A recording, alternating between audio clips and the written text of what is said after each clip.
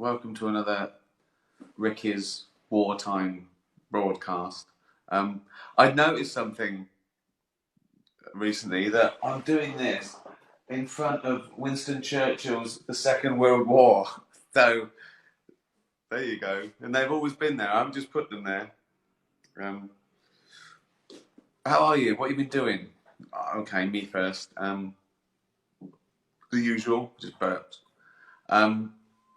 Drinking beer, rushing to do this every day at 6. Why? What am I doing this for? No money. You're not getting anything out of it.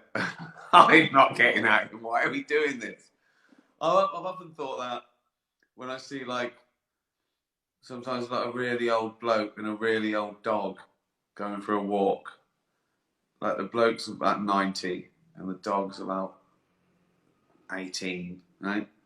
And they're both walking, and I think they both think they're doing it for the other one. Like the dog's going, my bones ache, but he likes to get out.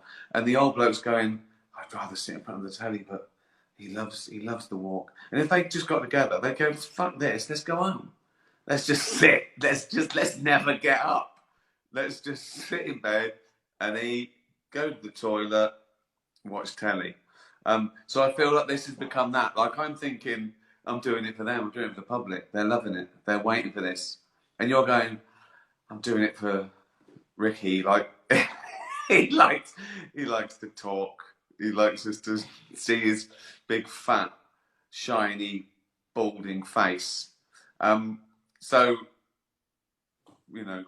I'll do it till next week, till Afterlife is out. Just over a week. And then I might do one a week if I could up the quality, couldn't I? If I did one a week. I won't, but I could. And that's the difference. So next Friday, it's out on the 24th of April, next Friday, but it's actually midnight Thursday LA time. So 1 minute past midnight LA time next Thursday. So 3 o'clock in the morning on the Friday for New York, 8 a.m. Friday morning, April 24th, UK, and then 10, 11 for most of Europe, then Asia. And then Australia get it last for once, because they're ahead, aren't they? So they're gonna get it Friday night. Whatever. Eyes are stinging again. Discovered it was allergy. I've taken my little Piriton. I'm not going to lie to you. It might be soap. It might be like some sort of shower gel.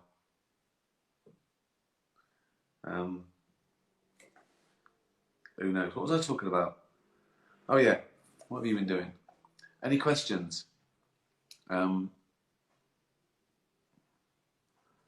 feel that I'm not really.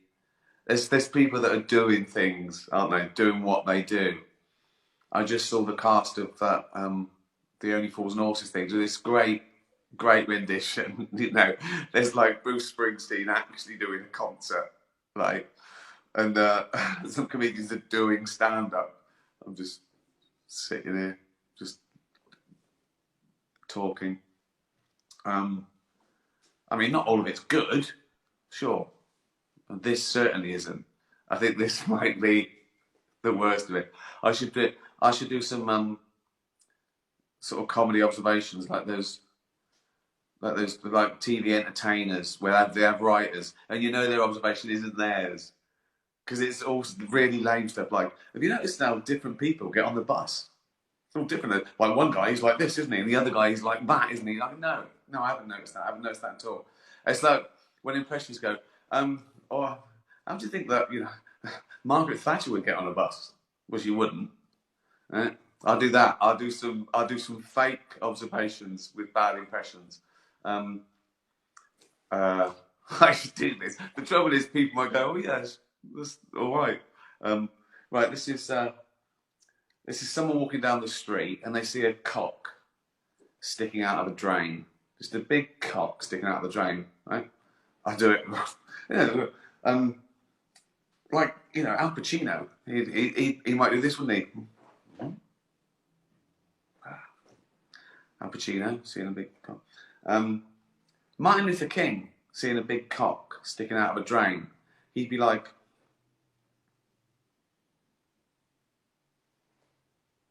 wouldn't he? Gandhi, right? Gandhi's walking on the street. He sees a big cock sticking out of a drain. He's like, what? Henny, Gandhi's like that. Henny. No, see, that's why I don't do that sort of shit.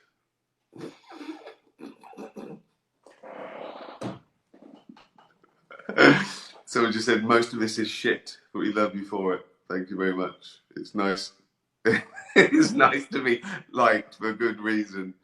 What else? Oh, I did a lovely podcast with Russell Brand.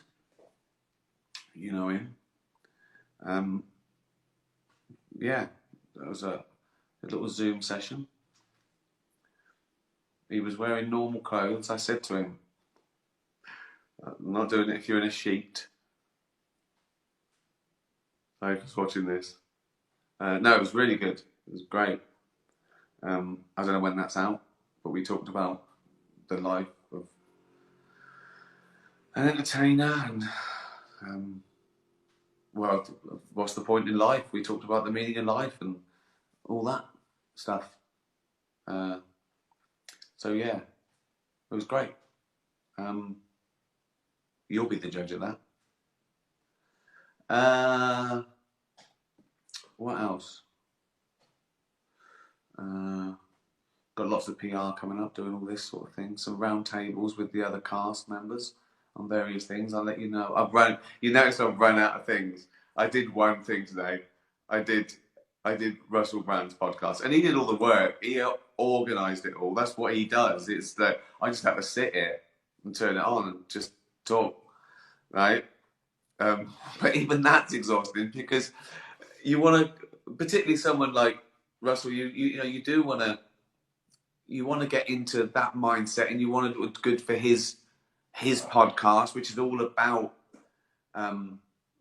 not spirituality, but he is. But it's all about the meaning of life and interest and what are we here for, and all these things that he's gone through in recovery. And so you really want to be sort of articulate and meaningful, and you start talking, and that little voice in your head, like now, goes, you're talking absolute shit, Rick. But here, I can say it and I can celebrate it. But when I'm trying to be all professorial and showing off and be all interesting, right? I have to think that afterwards. I go, thanks, and I come and go, oh, why does that sound pretentious? That was stupid. I don't even make. So it's an hour podcast, but then I fret about it for another 3 hours. It's a control thing that I haven't got the edit. I want to go in there and go, cut that bit. Oh, too many ums. Like, oh, I look fat there. That's not a problem. I always look fat. So yeah, it's like a day's work for me doing a podcast. Unlike this, which is there's no effort gone into this, and you'd certainly agree with me. Talk about Tiger King. Yeah, it was amazing. Okay, I saw Tiger King was fantastic, but I followed it up with an even better documentary. Don't Fuck with Cats. Surprised me again. It's great. It's about sort of two. They weren't maybe saying this. I think they refer to themselves as this sort of two sort of internet nerds. I don't mean they're nerdy, but they're amazing, and they're like detectives, and they find this guy who's hurting cats, torturing cats, and they go after him, and it's amazing, and it's just basically the story is basically told by these two people. Honestly, that sounds boring. It's captivating, and you want to talk to them, you want to be their friend, you want to go, then what happened? What and it's so beautifully and simply put together. So yeah, don't fuck with cats. Really good. I realised the other day that we're talking about Tiger King, that everyone in it dressed a bit like I did when I was in a band in the 80s. It's like, you know, cut off things and ripped jeans and bullet belts and yeah. The 80s. The 80s. Fucking hell. Long time ago, wasn't it? Not for me.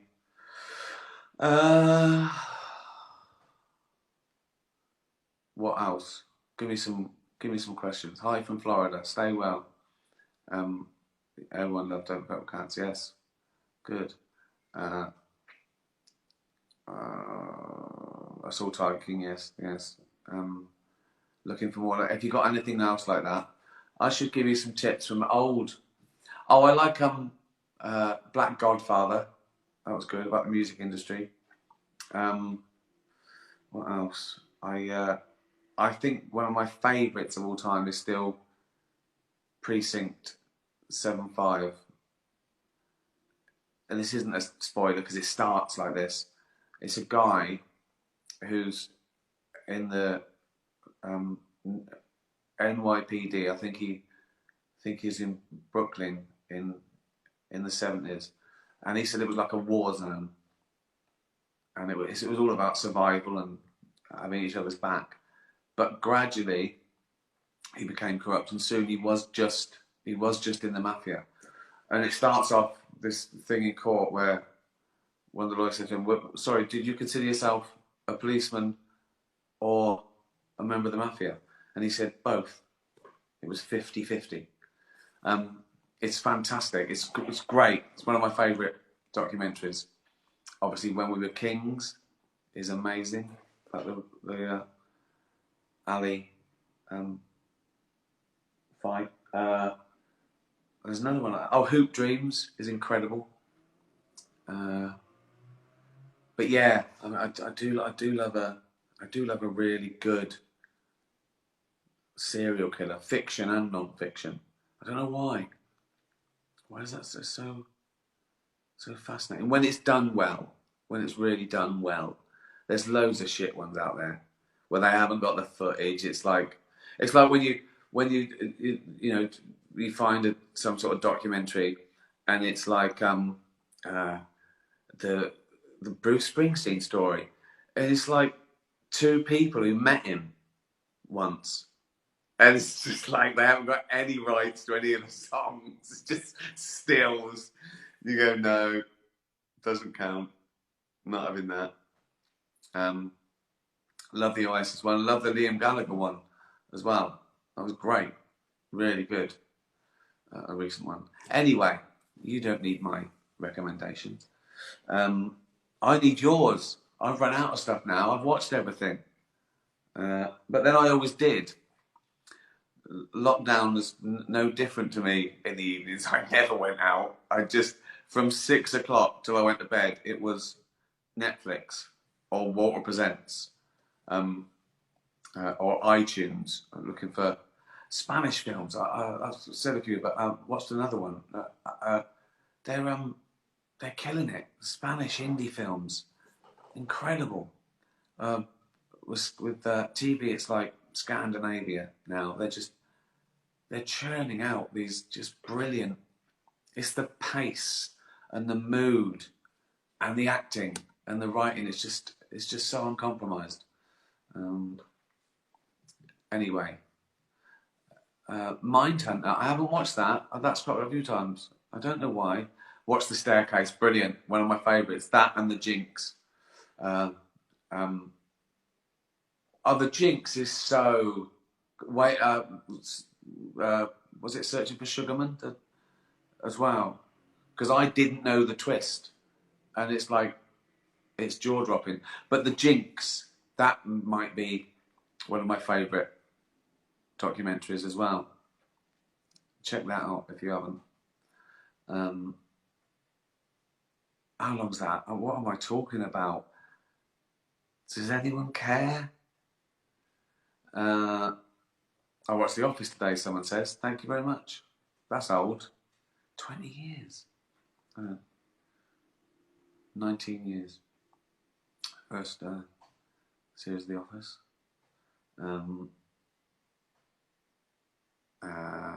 Creep Show. I haven't watched it. I've heard of it. The Bridge, obviously. That's what started it all for me. Original version, obviously. Bridge and the Killing, I think. Spiral. Spiral is, I think, one of my favourite. And there's like 5 series, and it's great. It's like a long-running drama, but just so good. That gang of people, you just want to hang out with them, and you see all their arguments and their frustrations and their fallouts, and it's like they're a squadron. You know what I mean? There's a camaraderie that it's them against the world when it comes to it, and it's so un-PC, the things they do, and you root for them. You just root for them because everything else is worse. Yeah, absolutely love Spiral. Wish me happy birthday, 51. Happy birthday, 51. I can't see your names. I need glasses. We've been through this. I can see what you're saying. I can see what you're asking. I can see what you've watched, what you liked, US Office, yeah, all that, right? But I cannot read your ats. They're just too tiny. Ozark, yeah, I like Ozark. Of course, Breaking Bad, amazing. Best show of all time. That's so hard. My go-to, because I've watched it through twice, and it was at one point my favourite, and it probably still is, but I don't know now. I'd have to watch it again. I'd say The Sopranos. There's lots of things in that top 10. There's 10. You know what I mean? There's lots vying to be in the top 10. The Sopranos is there, probably number 1. Then you got The Wire, Breaking Bad, Murder One, Columbo. I know that was episodic, but so good. And then you got all those new kids on the block, the foreign dramas that we didn't know about, like The Bridge and The Killing, Before We Die, Spiral. Just I'd probably have to. If it was the Desert Island thing, you got one. I think I'd take the box set of The Sopranos. Yeah. Put your glasses on. I haven't got any. I haven't had my eyes tested. I look better that way.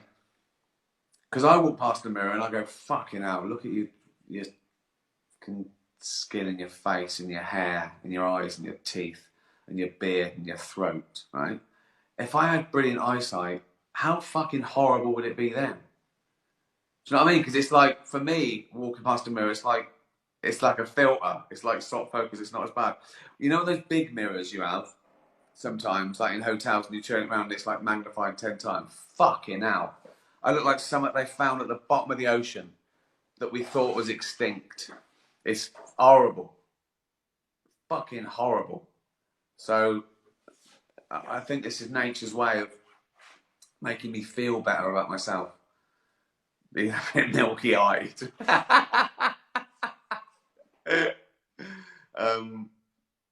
Okay, that'll do.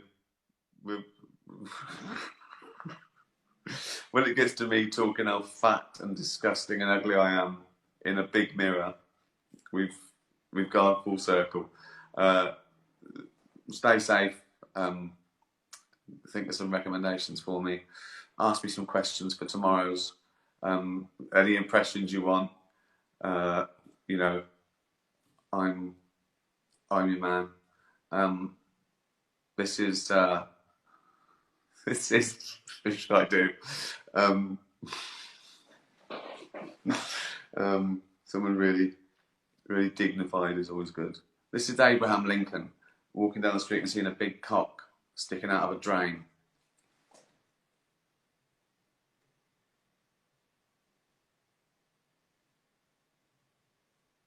Be that, wouldn't he? Bye, everyone. Tatty bye.